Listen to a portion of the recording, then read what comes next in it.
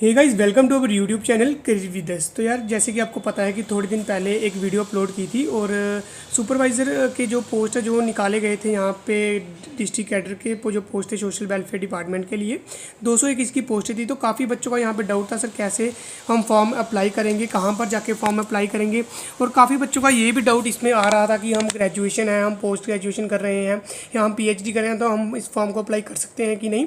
मैं इस वीडियो में पूरे आपके डाउट जो है क्लियर कर दूंगा। काफ़ी बच्चों ने मेरे को टेलीग्राम पर भी मैसेज करे, मैंने वहाँ पर भी अप्लाई करने की कोशिश करी और काफ़ी ज़्यादा मैसेज आ रहे हैं, तो मैंने सोचा इस पर एक वीडियो बना ही देता हूँ कि सबका जो डाउट है वो क्लियर हो जाए।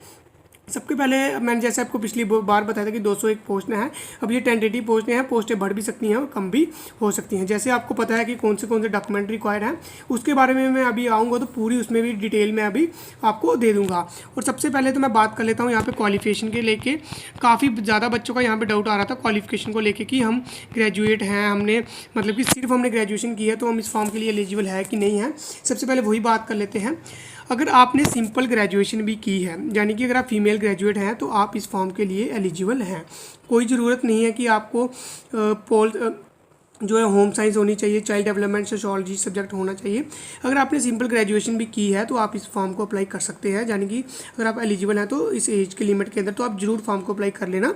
और ये जो था चाइल्ड, जिसका भी सब्जेक्ट है, चाइल्ड होम साइंस का था, चाइल्ड डेवलपमेंट सब्जेक्ट था या सोशोलॉजी सब्जेक्ट था, उनको क्या होगा, जैसे 100 में से आपको 95 मार्क्स का ही पेपर होगा और 5 नंबर जो हैं उनको दिए जाएंगे इस सब्जेक्ट के, यानी कि जिनका भी ये सब्जेक्ट था अपनी ग्रेजुएशन के टाइम। और जिनका नहीं था, जिनकी सिंपल ग्रेजुएशन थी, उनका क्या होगा कि उनको यहाँ पे 95 मार्क्स ही मिलेंगे। बस यही एडवांटेज था इनका जो सब्जेक्ट होने का और जिनकी सिंपल ग्रेजुएशन है। और बाकी मैं एक बात क्लियर फिर से दोहरा रहा हूँ कि अगर आपने सिंपल ग्रेजुएशन भी करी है तो आप इस फॉर्म के लिए एलिजिबल हैं, आप इस फॉर्म को अप्लाई कर सकते हैं।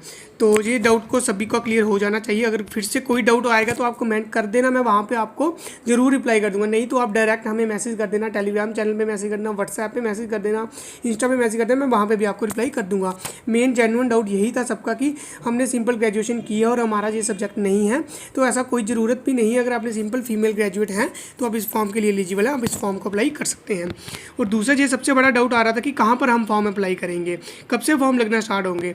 जैसे कि मैंने आपको बताया था कि 15 तारीख से इसके फॉर्म लगना स्टार्ट हो जाएंगे।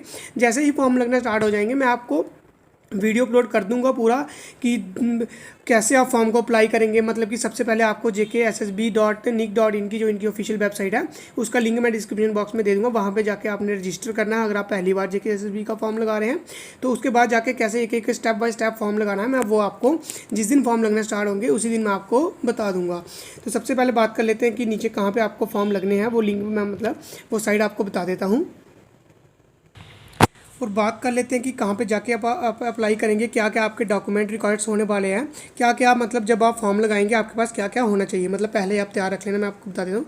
ये जो ऑफिशियल वेबसाइट आपको दिख रही होगी jkssb.nic.in, इसका मैं लिंक आपको उस दिन प्रोवाइड करवा दूँगा। मतलब जैसे वीडियो अपलोड करूँगा उसमें प्रोवाइड करवा दूँगा। उसके बाद यहाँ पर देख लीजिए आपके पास नेम वहाँ पर भरना है, डेट ऑफ बर्थ आपको पता होनी चाहिए, नेम ऑफ एग्जामिनेशन।